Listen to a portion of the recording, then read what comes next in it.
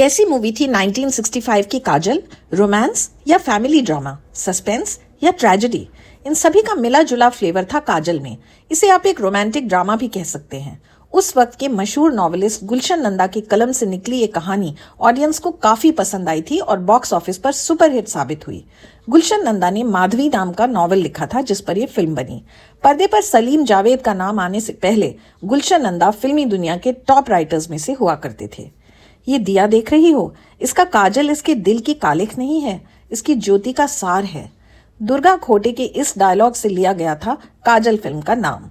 आज की तारीख में ये कहानी ज्यादा ही पुराने ख्यालों की लगेगी, लेकिन 1965 में जब ये बनी, जमाना ऐसा ही था जिसमें औरत हर जुल्म सहकर भी पति को परमेश्वर मानती थी और दुनिया भर की गिल्टी फीलिंग्स के बोझ के तले जिया करती थी।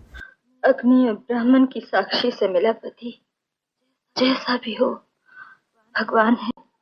स्त्री और पृथ्वी को कितना कुछ सहना पड़ता है। काजल फिल्म में ये लाइन 2 बार दोहराई जाती है और मीना कुमारी का किरदार बस यही करता है, सहना और फिर और ज्यादा सहना।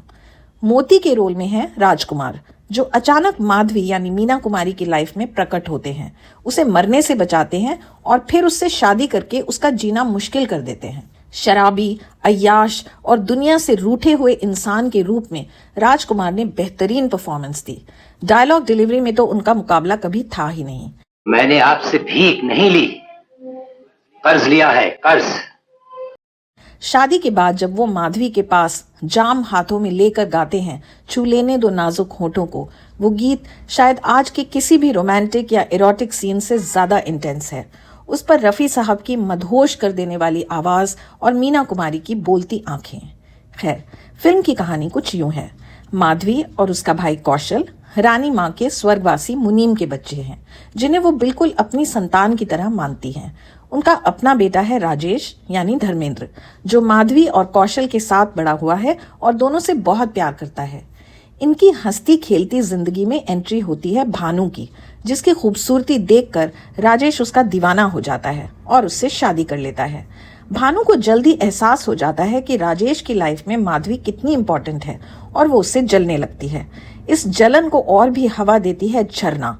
ये नेगेटिव कैरेक्टर प्ले किया था मुमताज ने, जो उस समय तक बड़ी स्टार नहीं बनी थी। एक बोट एक्सीडेंट में माधवी के भाई कौशल की डेथ हो जाती है और वो बुरी तरह टूट जाती है। साथ ही उसे भानु की नफरत भी झेलनी पड़ रही है।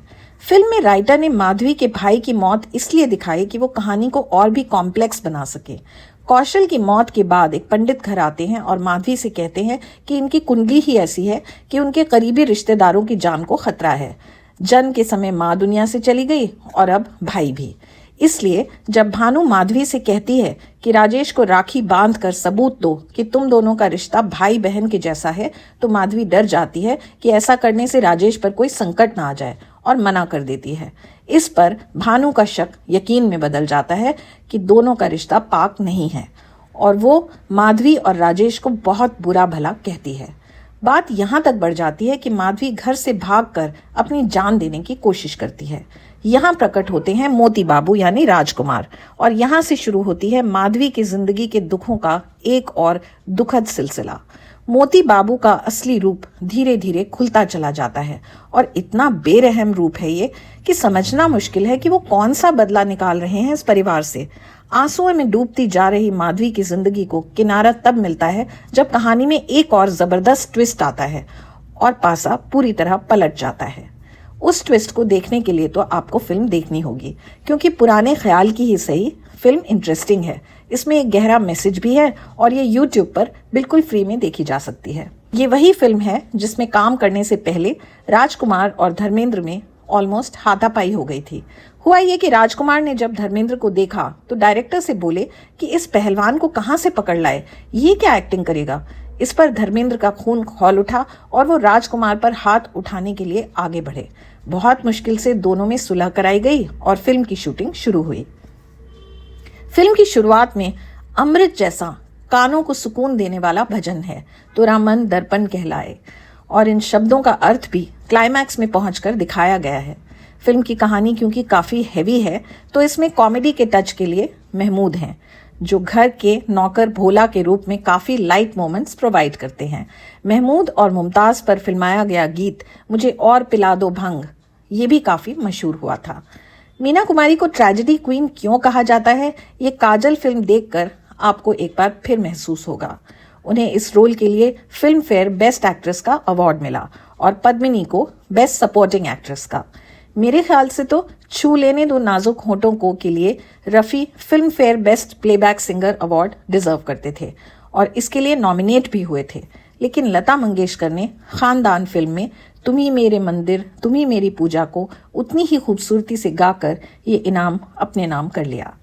गुलशन नंदा की इस कहानी ने फिल्म फेयर बेस्ट स्टोरी का नॉमिनेशन भी पाया था, लेकिन उसी साल में वक्त फिल्म भी रिलीज हुई और उसका तो कोई कंपैरिजन था ही नहीं।